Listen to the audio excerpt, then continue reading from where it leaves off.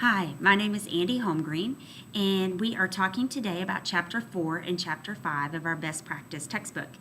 And our question today was to compare the approaches of strategies that work between our English classes and our math classes. So, as I've mentioned before, I'm an inclusion teacher at a middle school, and so many of the things I deal with are if strategies work for special ed students. And I thought it was interesting in our textbook on page 186, it actually discussed whether or not some of these best practice strategies that we discuss in our textbook are beneficial to students with special needs. And I think we all know the answer is yes.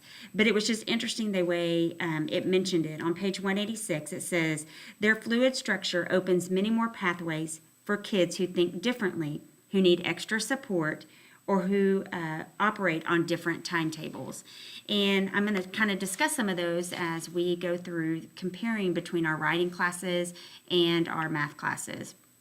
So one of the first things with best practice that we have discussed throughout this entire semester is how students being engaged is the bottom line, and how important that is, because without student engagement, there's not going to be a whole lot of learning taking place. So between the two classes, between writing and math, as I was reading through the chapters, there were some things that were mentioned kind of across both core classes. And one of the things was talking about like pre-write or getting them kind of that interactive strategy before you ever actually begin your lesson. And I know the KWL, the what do you know, what do you want to know, and then what have you learned strategy works across both areas. I've seen them work in our English classes here and our math classes.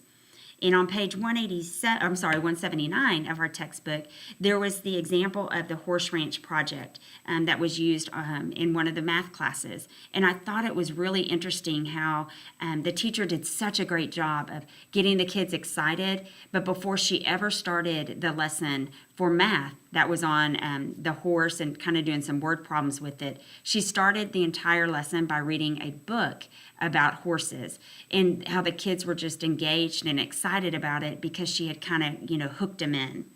Another area would be real-world experience and how important that is for the students. And again, tying that in, whether it's a writing class or writing assignment or math. With writing, it could be something where they're just writing a letter, dear so-and-so. Something it could be that you would actually practice and mail and kind of teaching in that process. Or in a math class, real world, how about buying a car? What kid doesn't want to learn about that, especially if you're in 8th grade and it's right around the corner? Modeling is another best strategy that can be used across both math and reading or English. Whether you're starting a class by writing together, it could be where like you do a sentence starter and then you have another kid come up and write a next sentence, but a way to where you're modeling that together. In math, I think modeling is pretty easy because a lot of times your math teachers do some of the sample problems up at the front and allow them to, have that sample as they work through the assignments on their own. Hands-on is obviously very important, especially for all students. I know in writing we've done roving paragraphs, and I don't know if that's a strategy that y'all have used, but it's kind of the same idea where instead of modeling at the front, you have a student that starts a paragraph and then they pass it to somebody else and then they add the next sentence and then, it kind of goes around that way. And before you know it, especially for a special ed student, they've written an entire paragraph and really all they had to do is do that first sentence. But it allows them to feel, hands-on where they're actually able to do it, but they're actually able to feel successful. And hands-on in math is a little bit easier because you have the different manipulatives, whatever it is you might be trying to model, fractions, balance, scales, lots of different areas to do that. Assessments is another area that is covered obviously across English and math. And there's so many different ways to do an assessment in those areas. We've done just where you do like little whiteboards and you can hold them up from the front and the teacher can, look around the room and see who's actually, on target and actually being successful. Thumbs up or thumbs down if you're getting it are some other ideas.